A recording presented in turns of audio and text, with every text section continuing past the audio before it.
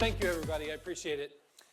This is a talk about durable execution and how it's changing the way that developers approach their work. I'm going to tell the story of two engineers. One has a lot of experience and the other one's just getting started. The thing that they share, they have a love of writing code, and that's something that they discovered at a very early age. By the way, some of this is kind of based on a true story. I'm honored to be presenting here in London. I was raised in the American Midwest, but the computer that I first had, the one that sparked the joy of programming that has lasted my entire life, was born here in the UK. It was a Timex Sinclair ZX81. When I was 8 years old, my parents bought that machine. It was an inexpensive computer. It had a horrible membrane keyboard, the sort of keys that you would have on buttons for a microwave oven, back in the 80s. You hooked it up to a television. And it was a pretty feeble machine, but I even knew at that early age that it was going to change my life. And I was very excited to explore the world that it made possible. From the moment I turned it on, it just brought open a new world. And I'm going to tell you about that world. So I want to thank Sir Clive Sinclair for building that machine. My first language was BASIC, and that's what the machine supported. This story is kind of autobiographical, but I realize it's been a long time since anyone used a ZX81 or anyone programmed in BASIC, so the few code samples that I'm going to show are written in Python. I can still remember writing my first program. It was simple. It was just a counter that displayed a sequence of numbers to the screen.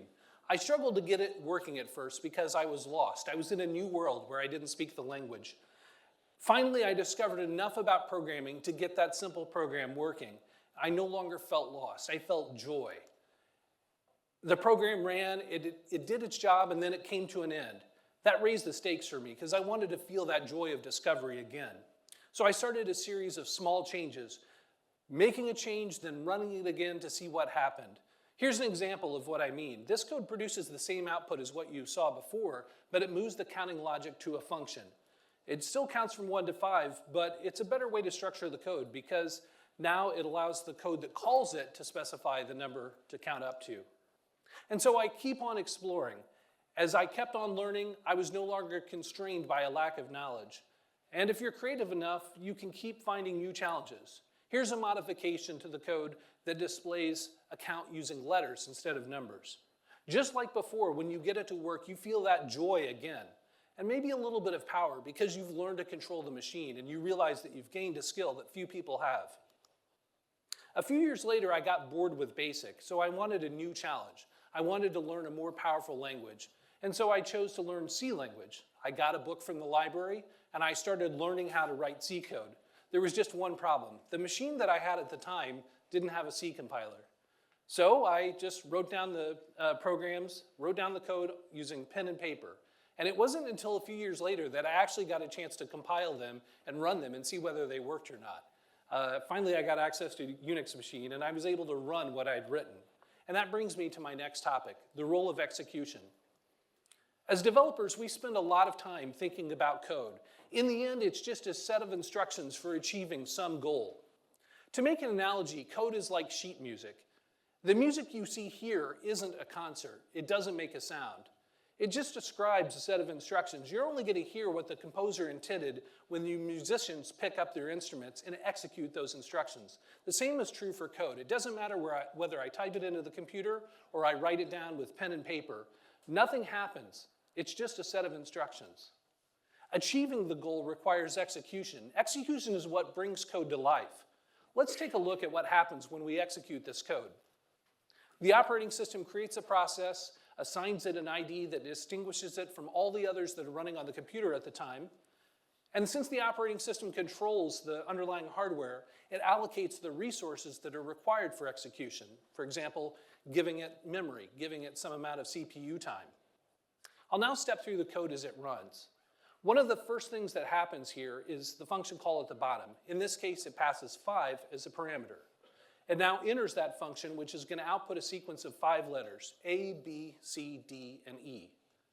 It declares a variable to keep track of the count, assigning an initial value of 0, and the laptop screen that's on the right is going to show the current value as I step through the code. Now it hits a while loop, so it evaluates an expression to determine whether we've counted to 5 yet. Since the counter value is 0, it's going to enter the loop. Here's another function call. This one passes the current value of the count as a parameter and assigns the result of that function to a variable. The function just retrieves the letter corresponding to that number. And it does so by using that number as an index within the string of letters that's defined at the top. In this case, the value is 0, so it's going to return the first letter, which is A. Control returns to the original function, which now prints that letter to the screen. And then increments the counter. Since the counter value is less than 0, or less than 5 rather, it enters the loop again. It calls that function again, and it returns another letter, B, which the program displays, and it increments the counter again, which now has the value of 2. So we'll do another iteration. Oh, maybe we won't. Something's gone wrong here. The process terminated, which means that the execution has unexpectedly come to an end. What happened? Well, there's several possibilities. Maybe the application crashed. For example, there might be a bug in the application code, like dividing by 0 or accessing an array using an invalid index number. Or maybe it's not a bug in our application code, maybe it's a bug in one of the libraries that it's using. Or it could be a bug in the Python interpreter. The process might also terminate if the underlying operating system crashed. It could be that there's a bug in the kernel. Maybe someone applied a patch at just the wrong time, causing the machine to reboot before the execution completed. Or maybe the machine shut down because it lost power. Perhaps a fan inside the computer stopped working, clogged up with dust, and it caused the processor to overheat, and now we've got a hardware failure on our hands. Regardless of the reason, the outcome is the same. We've lost the value of all the variables that were set as the program ran. Also, the program counter was reset when the process exited, so we no longer have an idea of which statements ran and which should come next. And so now the transformation begins. The engineer who discovered the joy of getting the program to work is now confronted with a pain from seeing it fail. It's a paradox. Execution is what brought this code to life, but it also introduced the possibility of failure. Late-night pages, production problems, and post-mortem reports all change how the engineer sees the world. Gaining more experience, the engineer tries to learn from each of them. And as time goes on, you get better at anticipating nearly everything that might go wrong and then designing your programs defensively so as to avoid them. The engineer in our story sees himself as a realist, but his friends and family see him as a pessimist. He wears the scars of surprise edge cases, of production problems, of all the complexity that comes from trying to build reliable applications in an unreliable world. A few years earlier, fortunately, someone else discovered the joy that experienced engineer once knew, and she's about to become part of this story. Today's the first day of her internship at a financial services company, and she's assigned to the same team as the experienced engineer we just saw. That morning, they discussed the requirements for a new application with their manager. Due to recent regulations, he explains, the company is required to collect some additional information from existing customers. The manager asked them to write an application that's going to remind customers to provide that information. It must send a reminder every 30 days until they comply, and only up to 10 attempts, after which somebody's going to call them and either close their account or get the information. So 30 days or 10 attempts, whichever comes first. The manager explains that this application only needs to send the reminder. There's going to be another program that collects and stores the information. He mentions that other teams within the company have already provided services that they can use to do some of the logic. For example, there's a service that will determine whether the customer's already complied, and there's a service that will send the reminder to the customer. I'm no engineer, he laughs, but I think all you have to do is glue these two things together. So the experienced engineer tries not to roll his eyes because he realizes this is much harder than it sounds. But he also recognizes that this is a learning experience for the intern.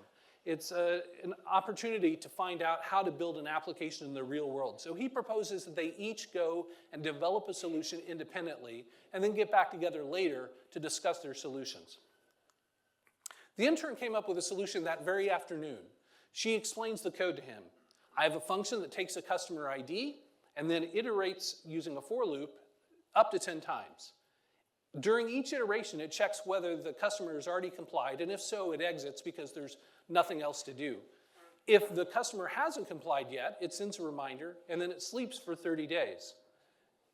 She points out that it even passes the unit test that she wrote. although she acknowledges that the unit test didn't sleep for 30 days. The experienced engineer is puzzled by this. He thinks it's naive, but he also sees this as an opportunity to teach the intern about the challenges of production, the things that they don't teach in a university, the things that have changed him over the past 30 years. He first points out how impractical it is for code to sleep for 30 days. There's a lot of things that can cause an application to terminate prematurely, most of which are outside of your control. The longer that something runs, the more likely it is that one of those things is going to happen before you reach the end. Besides, it's not just 30 days. There's up to 10 executions of this, or up to 10 reminders rather. So the code might actually need to run for 300 days. Another problem is that if it does crash, you'll lose the application state. You won't know how many reminders you've sent, and therefore you're not going to know how many you're left to send before you reach the limit. And you're also assuming that the systems you're interacting with are reliable. And that's a bad assumption. They could be overloaded, they could be down for maintenance, or it could be that there's a network outage that prevents you from reaching them in the first place. He then talks her through his design, which is much more complex. He explains that he's going to reduce the likelihood that the program is going to terminate unexpectedly by keeping the execution time short. It's going to be a short-running program that is launched by a scheduler. When the application launches, it's going to quickly do its work and exit. And then it'll run it again under a schedule, and it'll continue following this pattern to send follow-up reminders until all of the notifications have been sent. The first thing the application does when it starts up is to query a database that keeps track of how many notifications have been sent. If it's less than 10, then it proceeds with the next step, which is to contact the compliance service to determine whether the customer has already provided the requested information. If they haven't, it makes a request to the notification service asking it to send a reminder. Next, it checks whether the response from the notification service indicates that the reminder was actually sent. And if it was, it updates the count in the database. But if it wasn't, we need to make that request again. So we're going to use a queue to keep track of retry attempts. The experienced engineer concludes, your code passes a unit test, which is great, but a unit test doesn't represent real-world conditions. There's a lot of things that you're going to face that are not in production, that are not going to be tested through a unit test. And so even though he saw this as a learning opportunity for the intern, I think there's an important lesson here for him too. He's been conditioned to accept complexity in the hopes of gaining reliability, but the intern embraces simplicity because she's oblivious to failure. Failure is inevitable, but the engineer should ask himself, what if it was inconsequential?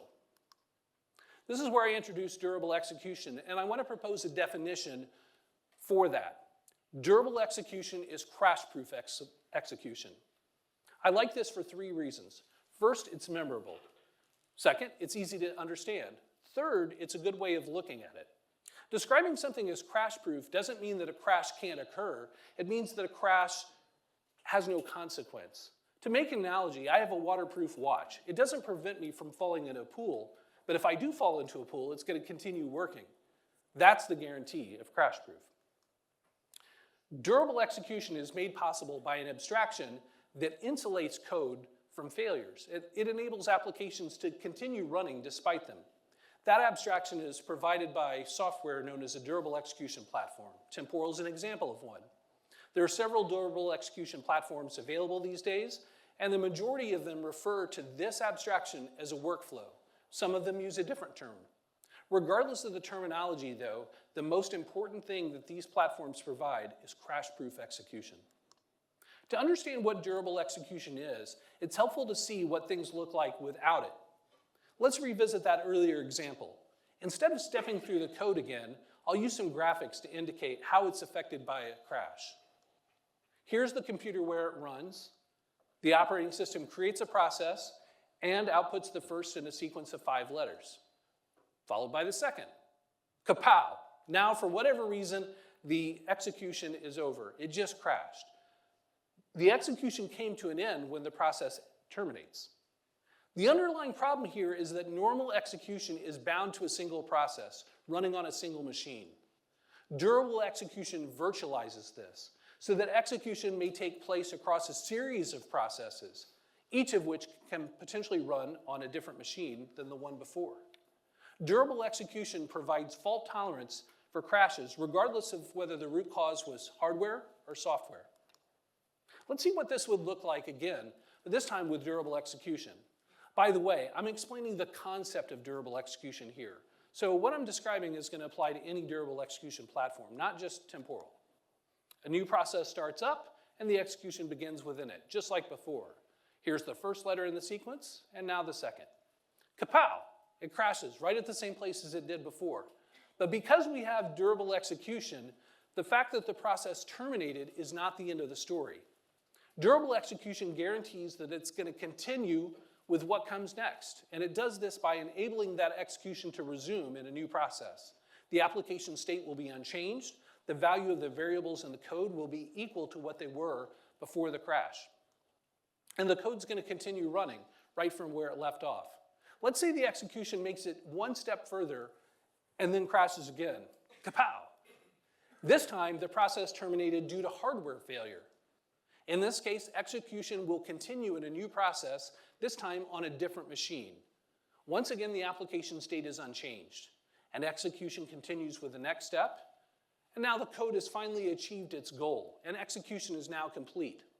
To summarize what happened, the execution began in process number 1, continued in process number 2, and then completed in process number 3. Here's the takeaway. Durable execution gets around the problem of everything taking place in a single process. Durable execution virtualizes this, allowing incremental progress across a series of processes.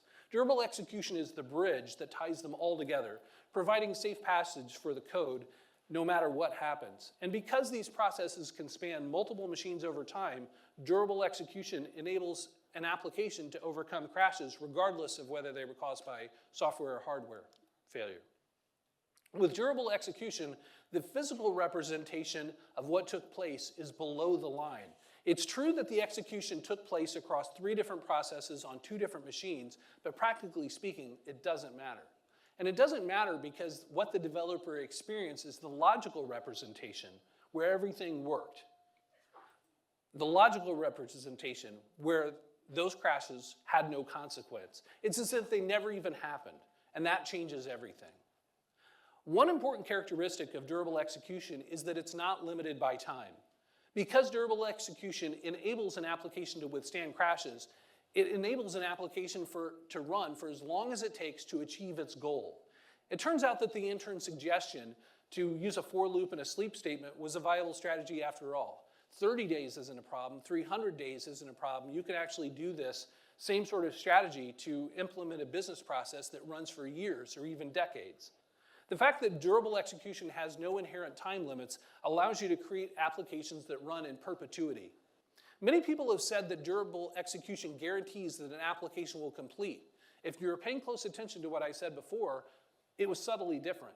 I said that durable execution allows an application to continue with what comes next. And the reason that's important is because it acknowledges the fact that your application may have no defined time. If your application can run in perpetuity, then you're able to build applications that represent long-lived entities. For example, applications that represent a customer or an account or a piece of equipment that you have. Not only limited to just writing the applications that represent a business process. So it enables an entire new world of programs. Another thing that durable execution does is it diminishes the need to preserve application state manually. When a program crashes and you don't have the benefit of durable execution, you lose the value of all the variables that were set as your program ran and that were updated as your program ran. In fact, this is one of the main reasons that we use application databases. It provides a safe place to hold the information while the program isn't running. In many cases, using an application database is not even the goal. The customer requirements might not even mention it at all. It's just a way to guard against the perils of unexpected termination. Think about how much effort we spend and how much code we write, copying the values from our applications and putting them into a database, only to load them from the database again later and update the variables in our code. It happens so much, there's an entire class of libraries, object relational mapping tools, that allow it us to do this and make it a little less tedious. In fact, one of the reasons that Ruby on Rails became so popular years ago is because it made this so easy. But you know what's even easier than that is not having to do it in the first place. Durable execution is crash-proof execution, and that means that an application's state is not going to be affected by a crash. So there's no need to store the information in a database in order to guard against a crash. I do want to point out that there's a lot of good reasons that you would continue to use an application database in your program. For example, maybe you need to do reporting on it. It's a perfectly valid reason. But there's no need to use an application database to guard against a crash when you have durable execution. Durable execution provides fault tolerance, but it doesn't require any specific hardware to do so. For many years, reliable systems emphasized fault tolerance through hardware. And in some cases, they favored very expensive machines that had things like, for example, hot swappable CPUs and hot swappable memory. Well, the budget should reflect the cost of this downtime. And many of those solutions are very expensive, and they just don't make sense unless the cost is very high. Even if you have that expensive fault-tolerant hardware, it only reduces the likelihood of failure. It can never eliminate it. Consequently, those systems can't guarantee that execution is going to continue if failure does occur. Hardware-based fault tolerance offers no protection against crashes that are caused by software defects, for example, a divide by zero error, or a kernel panic in the underlying operating system. Durable execution builds reliability into software, yet it enables applications to withstand a crash whether the cause was software or hardware.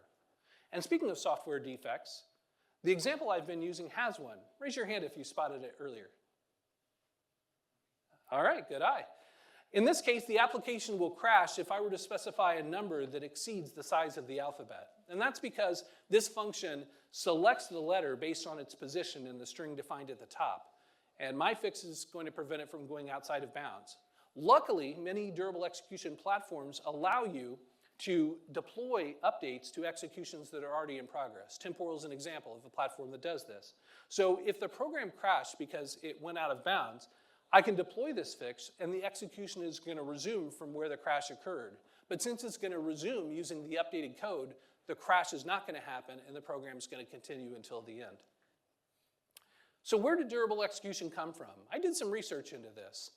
Google Trends confirms that the term wasn't really widely used until late 2022. The first public mention that I was able to find was in our own community Slack channel. That was in October 2021. The oldest video that I was able to find on YouTube that mentions durable execution was from the following September. And the first comment that I found on Hacker News was that December. And the first story that mentioned durable execution on Hacker News was the following year, and that was an announcement of a durable execution platform for Rust called Flawless. The term durable execution is relatively recent, but the concept behind it has been around for much longer. Those of you who know the history of Temporal know that it was founded in 2019. That's a few years before anyone used the term. Going back a little further, Temporal is actually based on a predecessor called Cadence, another durable execution platform. Temporal's co-founders, Maxime Fative and Samar Abbas, created Cadence when they were software engineers at Uber. But that was actually not the first time they worked together. They worked together before that, many years before that, at Amazon, where they worked on the simple workflow framework team. A couple of years after that, Samar joined Microsoft, where he created the Azure Durable Task Framework, which ultimately led to the creation of Azure Durable Functions. The actual timeline is much broader than what I've shown here. For example, the earliest paper that I was able to find on these concepts was called Implementing Recoverable Requests Using Queues. That was published in 1990 by two people from Digital Equipment and one from Harvard. And of course, Jim Gray identified durability, the D in ACID, as it relates to data more than 10 years before that. So the timeline also goes forward because there's the introduction of Flawless, as I mentioned, in 2023, and other durable execution platforms that have followed. And that brings me to the conclusion. I think there's three key reasons to love durable execution. First, it makes your applications more reliable. I've been an on-call engineer, so I know what it's like to get paged at 3 a.m., and I value a good night's sleep. Durable execution helps provide it. Because it eliminates the need to write complex error handling code and potentially to write all the code that's necessary to take your application state out of the running program, the variables defined inside of your program, put it into a database, load it up again later, then there's a lot less code for you to write. And that means you'll be able to ship your applications a lot faster. And you'll be able to spend your time writing code that's more interesting and more valuable to the business. And finally, it makes your code simpler and easier to understand because you're able to focus on the goal instead of all the potential things that could go wrong. Simpler code means there's fewer places for bugs to hide, and that means you can deploy with confidence. And so that brings me to the end, a few quick parting words. You're at Replay because you understand the value of durable execution. It's a simple concept, but a lot of people struggle to define it or even explain it. Hopefully this presentation is going to equip you with the ability to do both of those things, and I want you to spread the word. During a talk at Replay last year in Seattle, my colleague Paul Nordstrom observed that paradigm shifts are easy to spot in hindsight. The hard thing is identifying them at the beginning. Well, you're here at the beginning. Imagine that it's 1980 and you're the first person in town to buy a PC. You'd probably spend more of your time in the first few years explaining to people what a spreadsheet is, much more of your time than you'd spend actually using one. Well, fast forward to present day, everybody knows what a spreadsheet is. You don't have to talk about it. Everyone sees the value of it. But with durable execution, we're in the early days. And so you're one of the pioneers. You need to tell other people about it. Once every developer understands what durable execution means, and more importantly, what it means to them, then we'll all achieve more with our software. Durable execution is crash-proof execution. It's a simple definition with profound implications. I think it changes everything. Thanks for coming. Goodbye.